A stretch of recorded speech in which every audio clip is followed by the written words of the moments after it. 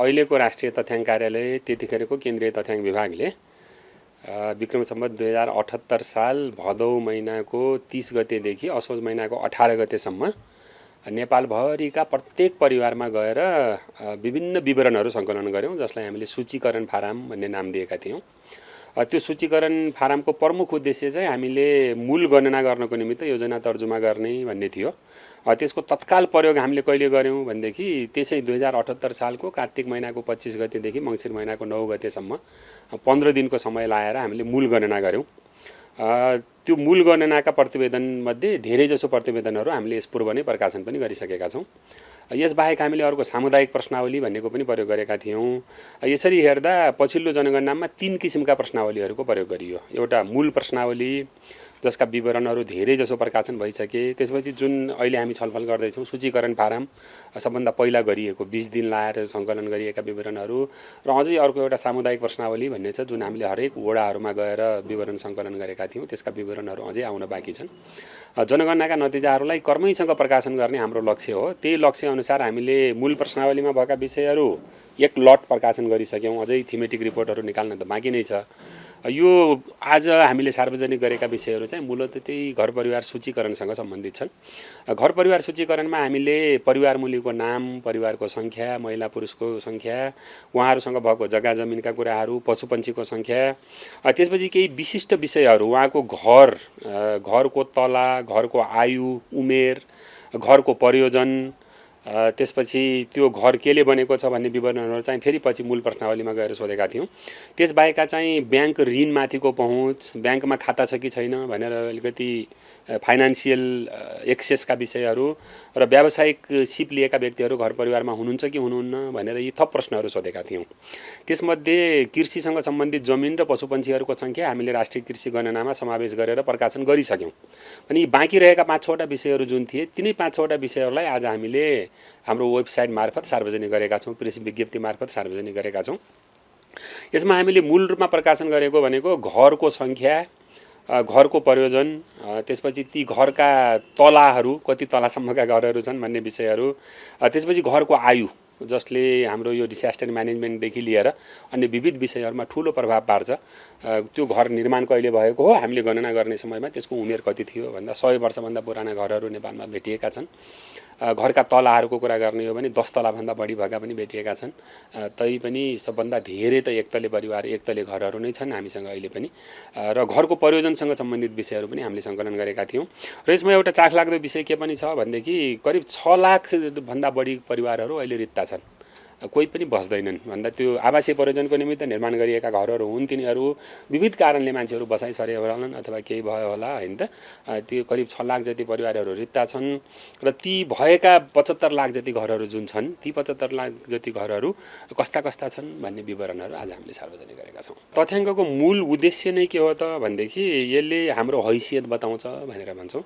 हामी कहाँ छौँ, कस्ता छौँ, कति छौँ, कुन अवस्थामा छौँ भनेर हामीलाई एउटा आधार दिन्छ यसले। अहिले हामीले प्रकाशन गरेका विवरणहरूले चाहिँ हाम्रो वित्तीय पहुँच कति छ त, ब्याङ्कहरूमा खाता भएका मान्छेहरू कति छन्, यो व्यावसायिक सिप लिएका व्यक्तिहरू कति छन् देशभित्र, घरको सङ्ख्या कति छ, त्यो घरको प्रयोजन के छ, त्यसपछि घरका तलाहरू कति छन् अथवा घरको आयु कति छ। घरहरू पुराना हुँदै गए भनेदेखि भूकम्प लगायतका प्रकोपहरूबाट बढी क्षति हुन सक्ने सम्भावना रहन्छ, त्यसको प्रोबेबिलिटी बढ्छ भन्ने भएको हुनाले मूलतः यो घरसँग सम्बन्धित विवरणहरू भनेको आवाससँग सम्बन्धित योजनाहरू निर्माण गर्नको निमित्त नै हो। यसबाहेक यो वित्तीय पहुँचका कुराहरूले चाहिँ हामीलाई यो आधुनिक युगमा हामी प्रवेश गरिसकेका छौँ, तैपनि कति मान्छेहरूले खाता खोलेर आफ्ना विवरणहरू सङ्कलन गर्छन् त, अथवा ब्याङ्कहरूमा खाता राखेका छन्, अथवा ऋण चाहिएको बेलामा उनीहरूले ऋणको पहुँच कति पुगेको छ। र अहिले हाम्रो रोजगारीको प्रमुख स्रोत भनेको वैदेशिक रोजगार पनि हो।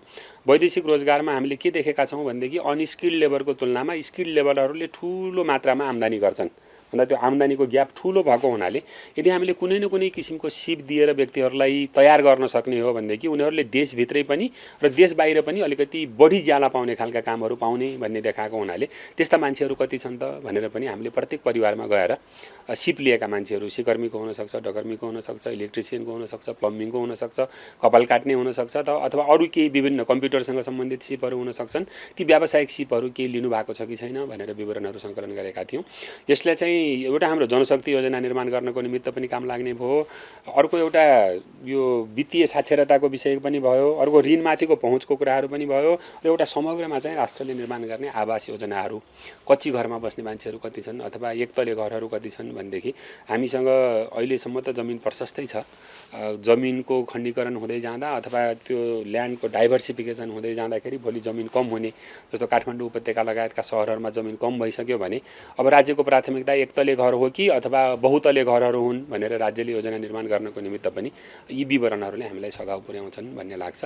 मूल उद्देश्य त यहाँले उल्लेख गर्नुभए जस्तै योजना तर्जुमा गर्नको निमित्त त्यो विषयसँग सम्बन्धित फेरि है, जस्तो घरको सङ्ख्याले चाहिँ आवाससँग सम्बन्धित हुने भयो, वित्तीय पहुँचको कुराले वित्तीय व्यवस्थासँग, ऋणमाथिको पहुँचले समग्र अर्थतन्त्रसँग र यो व्यावसायिक सिप लिएका अथवा नलिएका विषयहरूले चाहिँ हाम्रो रोजगारीको समग्र अवस्था अथवा हाम्रो यो वैदेशिक रोजगारीमा कस्ता खालका मान्छेहरू हामीले पठाइराखेका छौँ त भन्ने विषयहरूको योजना तर्जुमा गर्न, हाम्रो आधार थाहा पाउन, हाम्रो स्थिति थाहा पाउन, अथवा भोलि हामी अब कहाँ पुग्ने हो त, अहिले 10 लाख मान्छेले मात्रै तालिम लिएका छन् भन्ने विवरण हामीले पायौँ भनेदेखि भोलि गएर अब कति मान्छेलाई, करिब 30-40 लाख मान्छेहरू बाहिर छन् भनेर हामीले औपचारिक अनौपचारिक रूपमा सुन्छौँ। जनगणनाको पछिल्लो प्रतिवेदनले पनि करिब 21-22 लाख मान्छेहरू बाहिर छन् भनेर देखाएको छ।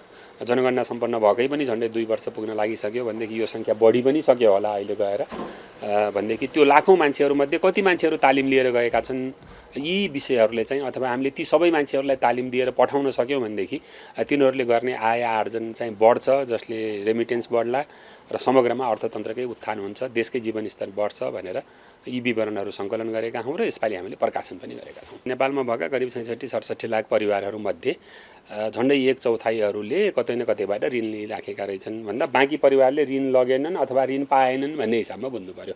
ऋणको आवश्यकतै परेन, एउटा ठुलो जनसमुदाय त्यस्तो पनि हुनसक्छ, आफ्नै आम्दानीले अथवा आफ्नै स्रोत साधनले धान्न सक्ने अवस्थामा मान्छेहरूले ऋण लिँदैनन् भने ऋणको सामान्य सिद्धान्त चाहिँ के हो त भनेदेखि यथास्थितिबाट परिवर्तन ल्याउनको निमित्त, त्यो चाहिँ सकारात्मक परिवर्तन है, फेरि यथास्थितिबाट सकारात्मक परिवर्तन ल्याउन, गरिबी निवारण गर्नको निमित्त भनौँ अथवा गरिबी कम गर्नको निमित्त, कम आम्दानी भएकोले बढी आम्दानी गर्नको निमित्त, उद्यमशीलताको विकास गर्नको निमित्त चाहिँ अलिकति लगानीको आवश्यकता पर्छ र त्यो लगानीको जो आफैले गर्न सकिएन अथवा यहाँ व्यक्तिसँग लिएको ऋण यसमा हामीले संलग्न गरेका छैनौँ, व्यक्तिगत नातागोतासँग पनि ठुलो मात्रामा ऋण लिएको हामीले व्यवहारमा देखेका छौँ।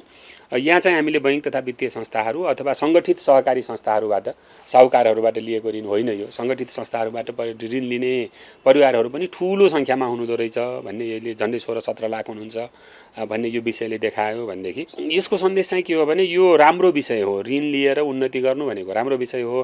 तर यहाँले उल्लेख गर्नुभएको विषय चाहिँ फेरि समग्र अर्थतन्त्रसँग लगेर हेऱ्यौँ भनेदेखि ऋण लिएर तिर्न नसक्नु भनेको त फेरि नराम्रो हो, अथवा आफूले बचत गरेको ठाउँमा गएर आफ्नो त्यो बचत नै समयमा लिन नसक्नु भनेको त फेरि नराम्रो विषय हो।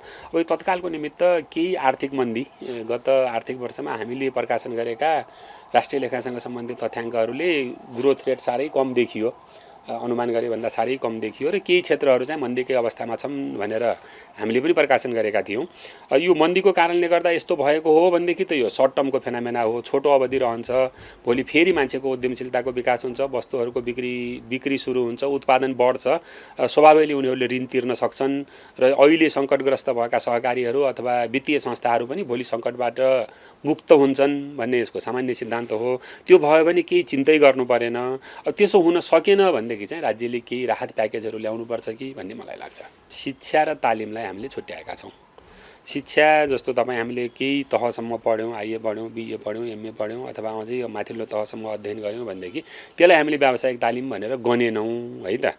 त्यो शिक्षित जनशक्ति ठुलो छ, योभन्दा बाहेकको शिक्षित जनशक्ति लाखौँमा छ। त्यो शिक्षित जनशक्ति मध्ये अथवा बाहेकको है, यो चाहिँ यहाँले भन्नुभएको विषय चाहिँ त्यो शिक्षित जनशक्ति मध्येकै पनि हुनसक्छ अथवा बाहेकको पनि हुनसक्छ। ज्ञान मात्रै आर्जन गरेर भएन, अब सिप पनि सिकेको हुनु पर्यो भन्ने अहिलेको आवश्यकता त त्यो हो नि हाम्रो, होइन त। यो विश्वविद्यालय विश्वविद्यालयको ज्ञानले अथवा कोरा सैद्धान्तिक ज्ञानले मात्रै पुगेन, अब सिप पनि सिकेको हुनु पर्यो भन्दा त्यस्ता सिपयुक्त जनशक्तिहरू चाहिँ कति छन् त भनेर हामीले विवरण सङ्कलन गरेका हौँ। खासै उत्साहप्रद नतिजा आएन। यहाँले पहिला पनि उल्लेख गरिसक्नुभयो होइन त, आधाभन्दा बढी मान्छेले सिप सिकेको भए कति राम्रो हुन्थ्यो होला होइन त। अब राज्यले फेरि यो तथ्याङ्कमा टेकेर चाहिँ के गर्न सक्छ त भनेदेखि कसरी मान्छेलाई सिपयुक्त बनाउने, कसरी थप तालिम कार्यक्रमहरू सञ्चालन गर्ने, व्यावसायिक तालिमहरू हुन सक्छन्, प्राविधिक तालिमहरू हुन सक्छन्, बजारमा काम पाउने तालिमहरू के। अहिले त पढी लेखिसक्यो बेरोजगार हुनुपर्ने अवस्था छ नि हाम्रो त। सिप सिकेको मान्छे चाहिँ कम्तीमा बेरोजगार हुँदैन, स्वरोजगार पनि गर्न सक्छ भन्ने सिद्धान्त हो नि सिपको सिद्धान्त त। त्यही भएर त्यो सिपयुक्त जनशक्ति कति छन् भन्दा यो साह्रै कम पनि होइन, 10औं लाखमा छन् हामीसँग मान्छेहरू भनेको त ठुलै सङ्ख्या हो। तर पनि हामीले फेरि करोडलाई लाखसँग तुलना गऱ्यौँ भनेदेखि त्यो सानै हुन आउँछ। यसलाई बढाउने भन्ने चाहिँ फेरि राज्यको योजना हुनसक्छ। स्वरोजगारको कसरी सिर्जना गर्ने, त्यो स्वरोजगार गर्नको निमित्त पहिलो आवश्यकता भनेको चाहिँ के हो भनेदेखि सिपयुक्त जनशक्ति भन्ने हो। दोस्रो आवश्यकता चाहिँ फेरि वित्तीय संस्थामाथिको पहुँच होइन त, अथवा चाहिएको बेलामा ऋण लिन सक्ने पुँजीको आवश्यकता भन्ने चाहिँ दोस्रो आवश्यकता हो। त्यही भएर यी दुवै विषयहरूलाई हामीले राष्ट्र निर्माणको निमित्त आवश्यक पर्ने दुईटा महत्त्वपूर्ण विषय, जनशक्ति त एउटा भइहाल्यो, त्यो जनशक्ति मध्येको सिपयुक्त जनशक्ति र त्यो सिपयुक्त जनशक्तिले यदि केही काम गर्न चाह्यो भनेदेखि त्यसको निमित्त आवश्यक पर्ने पुँजीको व्यवस्थापन अथवा पुँजीमाथिको पहुँच कति छ भन्ने विवरणहरू हामीले सङ्कलन गरेर प्रकाशन गरेका छौँ।